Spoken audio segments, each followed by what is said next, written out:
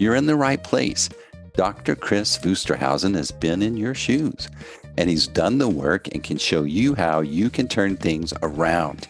In this podcast, he'll share his personal stories and advice on how to create the life you want for yourself as a provider and as a business person.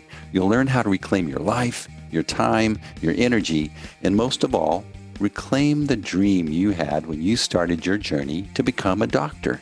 Welcome to the Dr. Kris Podcast.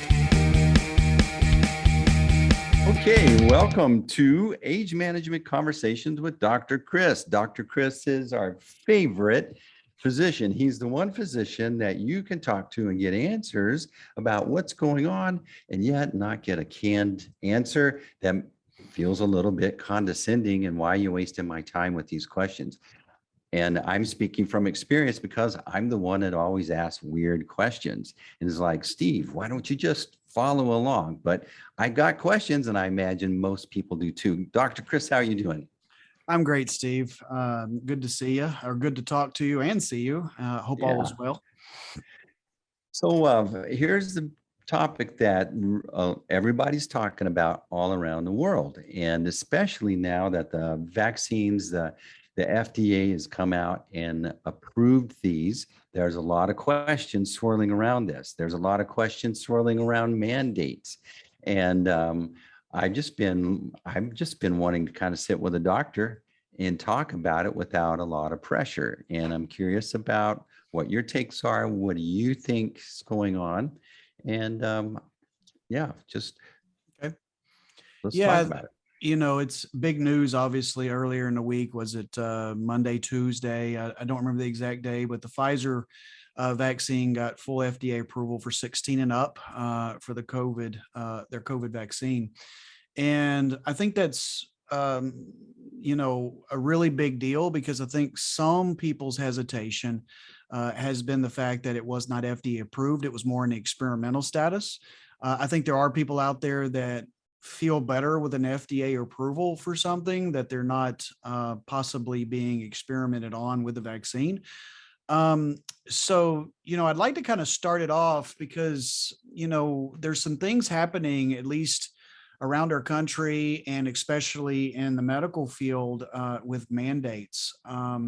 And I know there's a lot of people out there that are who still haven't been vaccinated, that are very concerned about getting the vaccine. I think there's really three populations in our country right now that, when it comes to the vaccine: the people who are all for it, the people that are, they may not even know why, but they are concrete against it. And then there's a percentage in the middle. And probably who I'm talking to today are going to be those people in the middle, because I may not be able to change those people who's, for right or wrong reasons, are so concrete in their decision making. And I'd like to kind of get into maybe why some people make those kind of decisions a little bit later in the podcast. So maybe you're that person that really has been, because I do hear a lot of my patients and friends saying, I really just want it to be out a little longer. I'd like to see a little more data. I think that's a reasonable, I have told my patients, I understand that thought. I really do.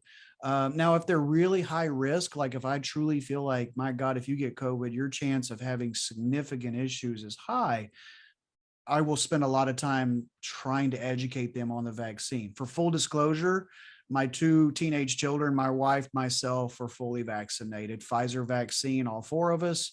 That was all voluntary on all four members of my family's part. So, I just wanted out there that I am pro-vaccine, pro-COVID vaccine. But that was a decision that I made for myself, my wife made for herself, and my kids made for themselves after educating ourselves. So anyway, for that population that they feel better with something being FDA approved, it's now there. And what I really want to talk about to start with is there was actually an article that came out this week because of the FDA approval in the New England Journal of Medicine. So for non-doctors, that's the holy grail of medical journals. Okay. I do believe that there's a subset of our population out there that believes all the medical data that is presented right now is fake. And I was telling my nurse practitioner today, If the New England Journal of Medicine now is falsifying medical data, we're in real trouble. We're screwed.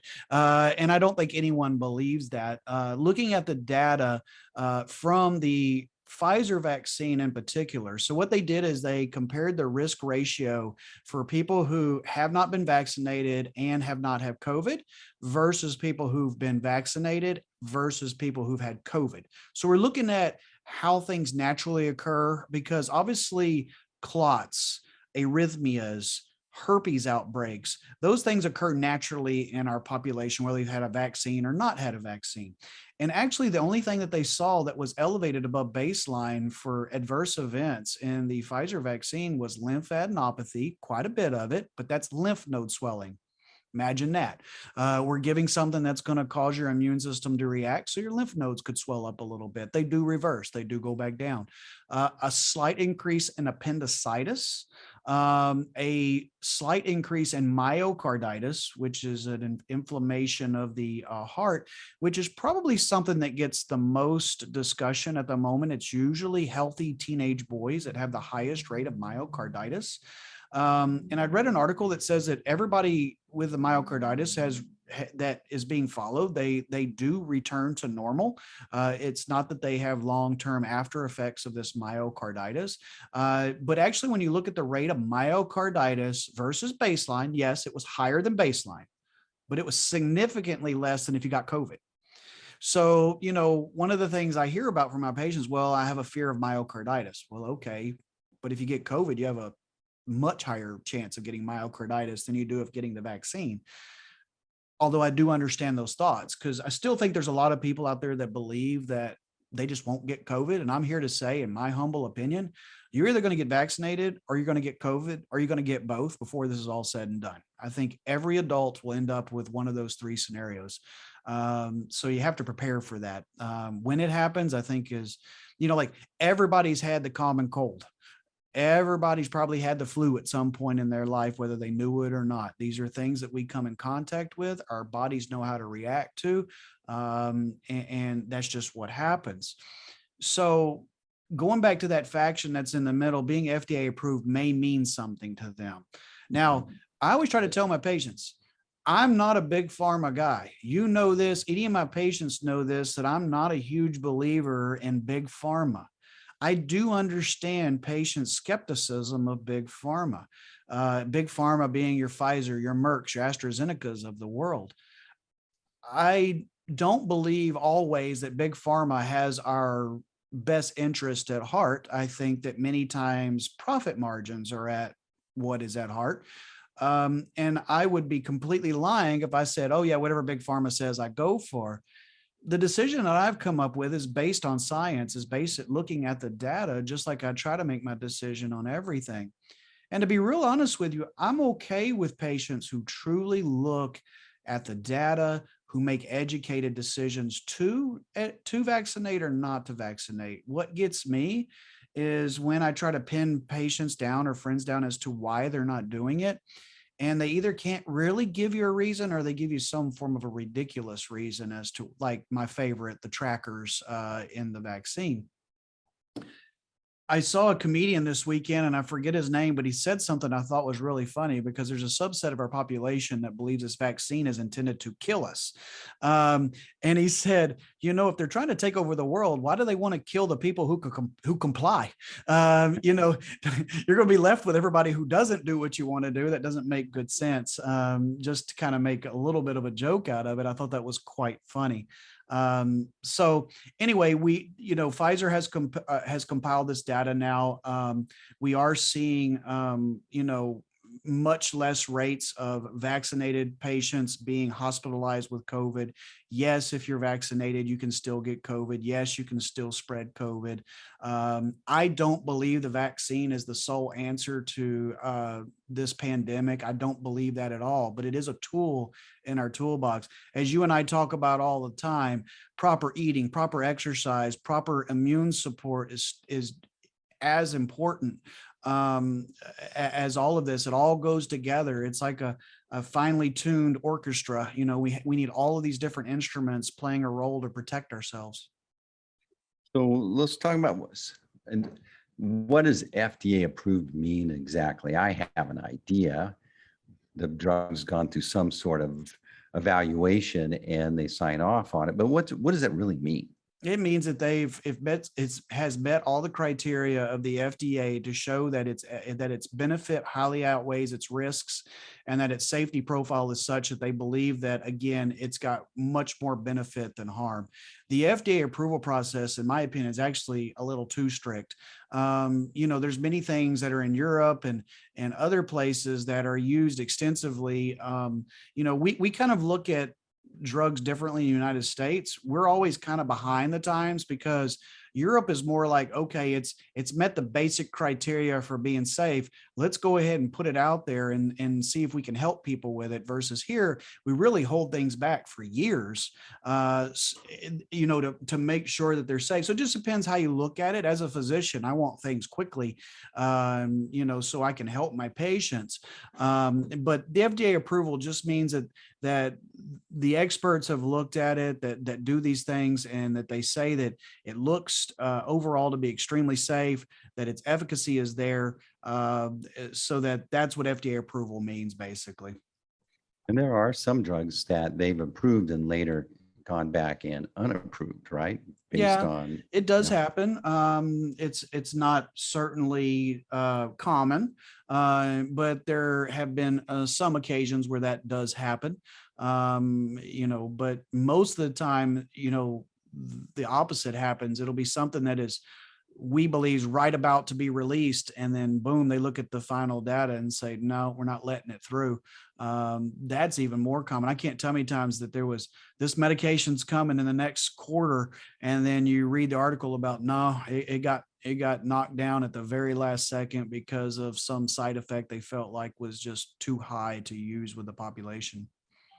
so a lot of folks now are maybe the conversations around the vaccines being mandated by a company or a state or whatever. That feels like, that doesn't feel very American, does it? No, and I think that's actually what's dividing our country. And I'm glad you brought it up that way, because it's why I think people are becoming so strong in their beliefs with the vaccine. Unfortunately, I think the vaccine has become a political tool. And I don't believe it should be a political tool. I don't believe SARS-CoV-2 is a political issue. It's a people issue. As an American, I always say, I wish as America we could get back to that you can be a Republican and a Democrat and still be friends. And sometimes I wonder if that's the case these days. I've seen friendships, families broken up, people I know literally over politics. And I think that's just ridiculous.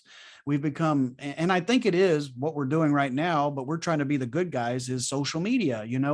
It's really dividing our country. It gives us a platform for every person, including kooks and non-kooks, to get out there and say what they feel. And so I feel like that. I was listening to another podcast this week, and he was talking about the psychological aspects behind, if you feel like somehow your civil liberties are being threatened, how you react. And it is natural to basically, and you don't even realize, subconscious, you dig in, you dig into your foxhole, and you're going to fight. It's like they're coming to get my guns. By God, I'm going to load up on guns. And, as I always joke with my brother, he's much bigger gun guy than I am. Not anti-gun, but he's huge into hunting. He's like, over my dead body, and I believe him. I think that's actually what would happen. But then even when you sometimes, so let's say a person's anti-gun control, but even sometimes when there is a gun control law that actually makes really good sense and doesn't affect them, they're still against it because they feel like it's the start of the end. And you start to fight everything. And I think the vaccine has become that way for about a third of our population. I feel like they think, government's out to get us, and they may or may be right, not be right about that. That's not the purpose of our podcast. They think their civil liberties are being infringed upon, and they feel like this vaccine is just another tool of our government to take control of us. And so then they find the data that they want to see to back up their thought about the vaccine. So what I always try to tell patients to do is if you're watching a video, if you're reading an article, who's it from, who's it by, and what is their gain in this? Is this somebody who's trying to get a following of people who think like you, and they're a podcaster or something that's trying to get sponsorships, and they're kind of the Alex Joneses of the world that are really, that's what they're going for. I think you need to take that with a grain of salt. As I told my nurse practitioner, somebody comes out and says the vaccine is perfect for everybody should get it. We probably need to look at that person too, because the vaccine is not for everybody. And so it's sad. It's sad that we've gotten to this point in our country to where we get so dug in. I heard somebody the other day say, and I thought this really hit home, was that if the polio vaccine had come out today during social media, no one would probably have gotten it because of just all the differing views. But, our world was in such disarray whenever the polio vaccine came out. People were just lying, just give it to me. Another thing I'd like to say about that. So one of the things I hear a lot is that the vaccine doesn't work. I will tell you that's what I hear very commonly. The COVID vaccine does not work. What they mean by that is it's not 100% vaccine, and I will agree with them. It's not 100%. You can still get COVID. You can still be hospitalized. You can still die from COVID despite the vaccine.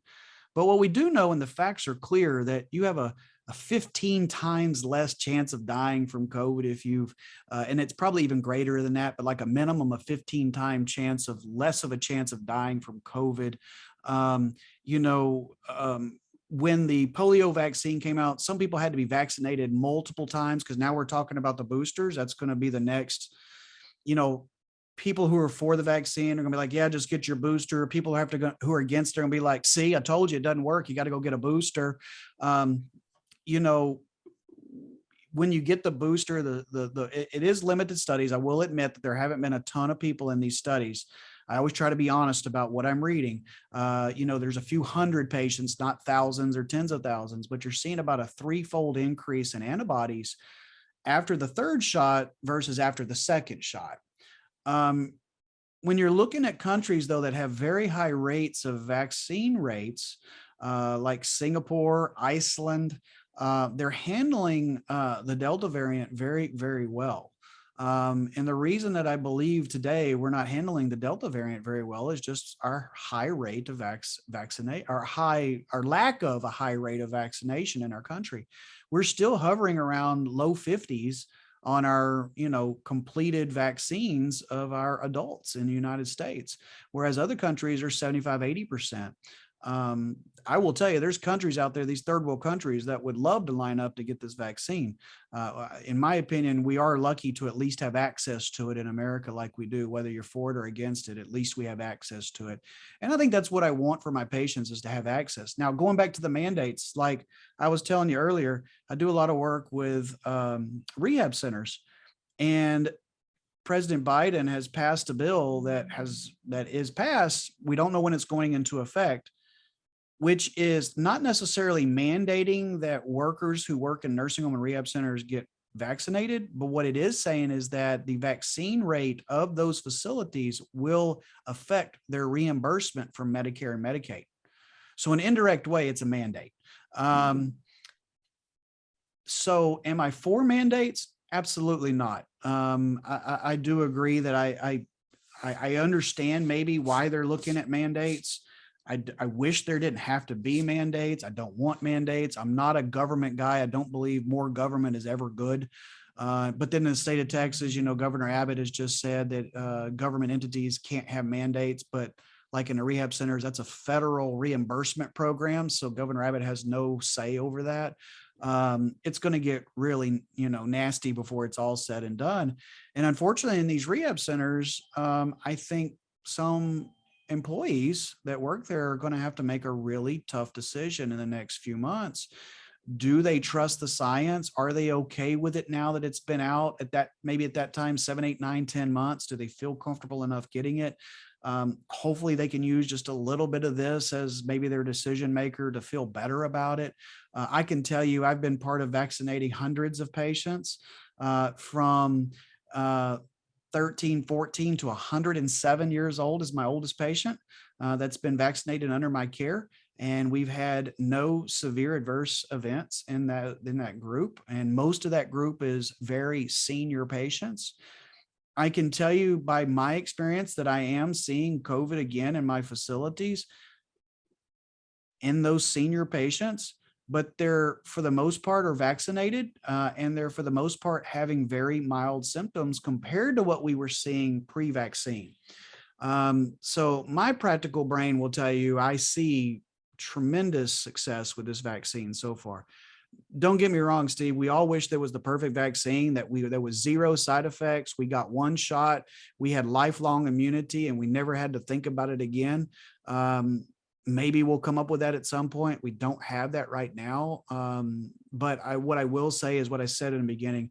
I don't think we're getting out of this until you either get vaccinated, or you get vaccinated and get it, some form of those scenarios. I mean, this is picking up steam. It's not calming down. And for those people out there, because I really do feel like a lot of people think we've gone back to normal. We're just as deep in this as we were this time last year. What are some of the things, I'd be in congruent with our previous conversations, what are some of the activities, diet, supplements? What are some of the things that we can do to bolster our immunity? Yeah, and those are things that we can always do all the time. Like I had a Mhm. patient today said, okay, when can I stop all of this stuff? And I'm like, no, that's not the purpose. Let's use this as a springboard to keep this going when this is all said and done. As I always tell everybody, proper nutrition is where everything starts. Trying to stay away from a high inflammatory diet, staying away from those fried, fatty, processed foods, high sugary, starchy foods, trying to eat just like clean foods, eat clean, if you can, organic, grass-fed type foods, without all the crap in it, with good, clean vegetables, preferably more green than not. That's always a good way to go. Some sort of a routine exercise program, getting that heart rate up above 120 beats a minute, keeping it there for 20 to 30 minutes at a time, hopefully at least 3 times a week for about 30 minutes is another great way to do it. Looking at your supplement regimen, making sure you're getting that vitamin C, vitamin D. As everybody hears me say, vitamin D is more of a hormone than a vitamin. It's crucial to our health. It's crucial for our bones and joints, but also our immune system and mood.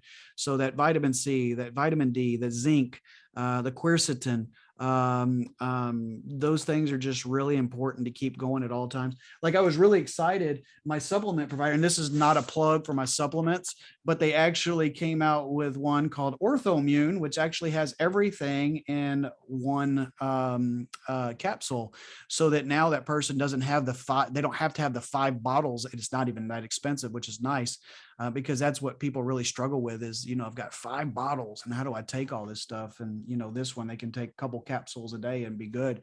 So the supplement regimen is really, really important. And, I'm always going to say hormonal balance, get your hormones checked.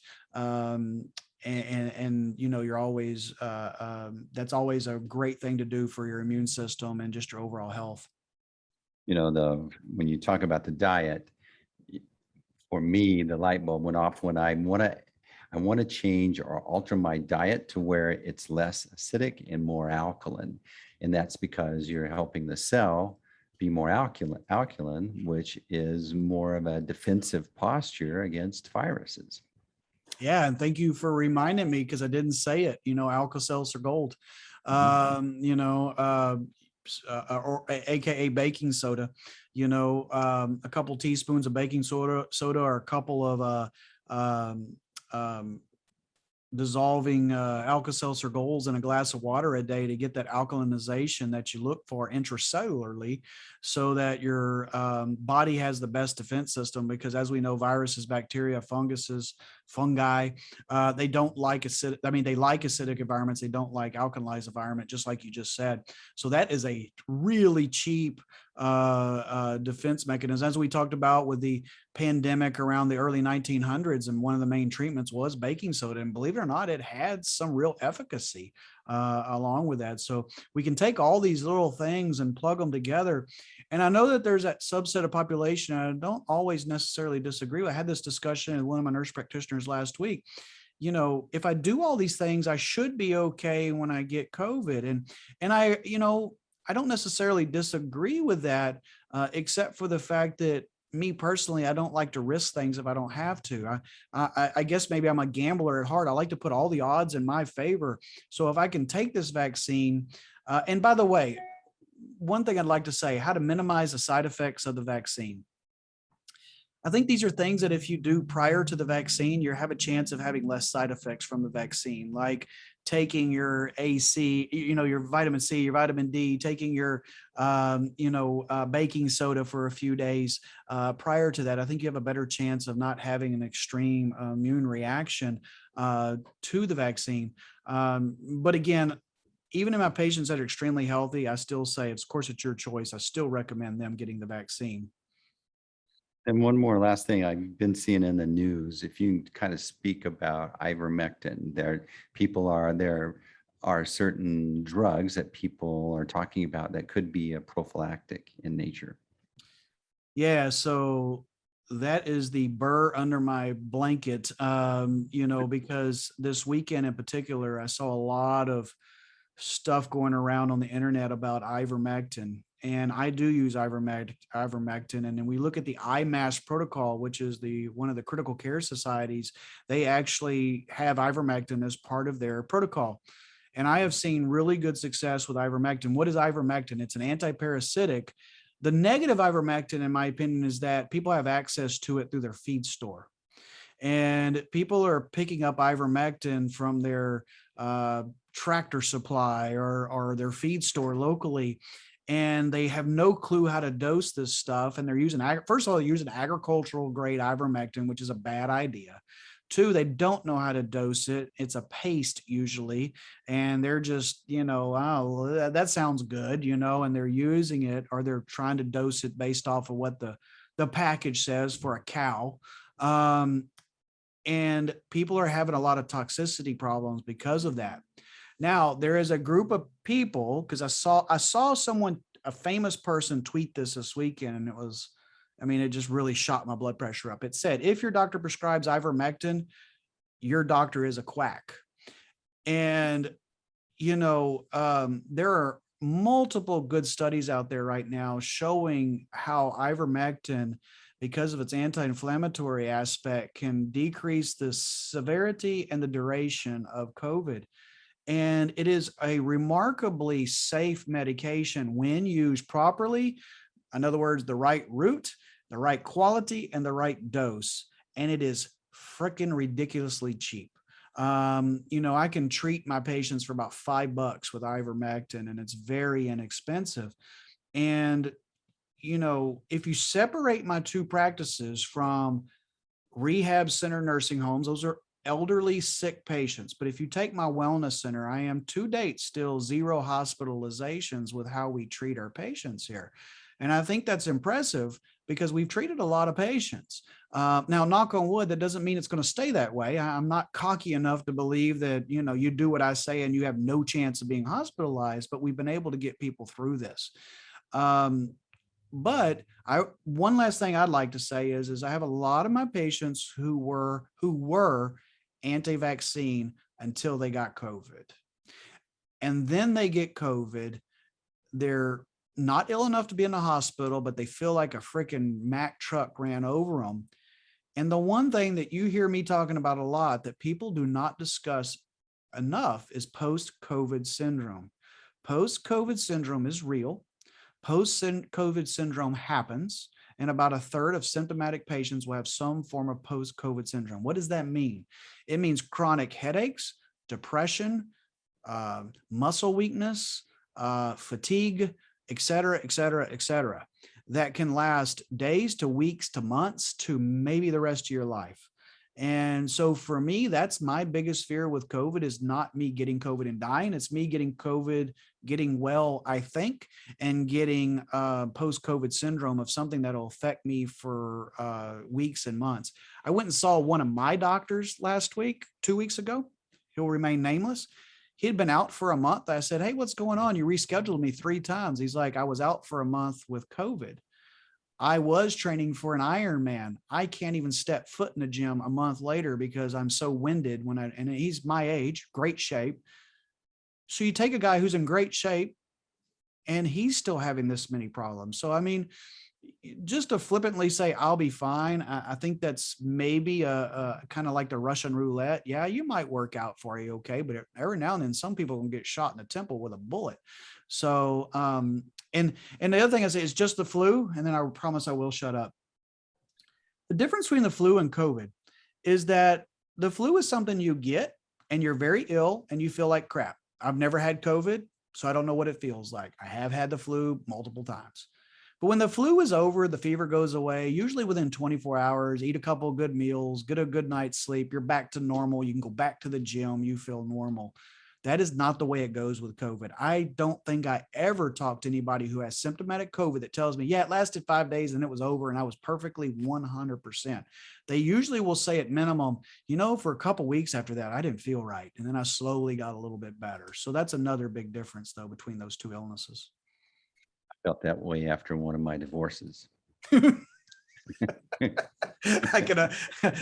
feel you there. So this is a great conversation. We've been talking with Dr. Kris Wusterhausen at the Research Clinic. He also has rehab facilities as well.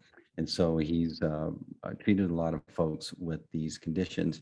And I want to remind everybody that's listening, this conversation was in the spirit of education. If you should be approaching your physician before you change anything or ask questions. This conversation's exactly that, how to go to your doctor and have a better conversation because you got to sit with another doctor and listen and learn some good things. Dr. Kris, anything else you want to share?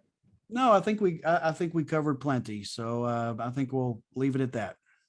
Yeah, people need to talk about it. It's so political in nature. It's really uncomfortable, but I think if folks can just kind of calm down and step back and see what the intent that your message is coming from, there might have been something here that could be really beneficial for them. So I appreciate your time, Dr. Kris.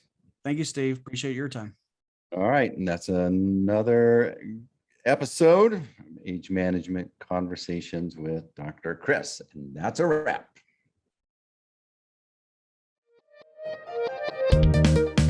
Thanks for joining the Dr. Kris podcast. If you learned something today and you want to connect and get more information, visit our website, www.drkris.life, where you can find more great information or even schedule a time to learn how you can engage with Dr. Kris. Be sure to follow, like, share, and we'll see you on the next episode of the Dr. Kris podcast.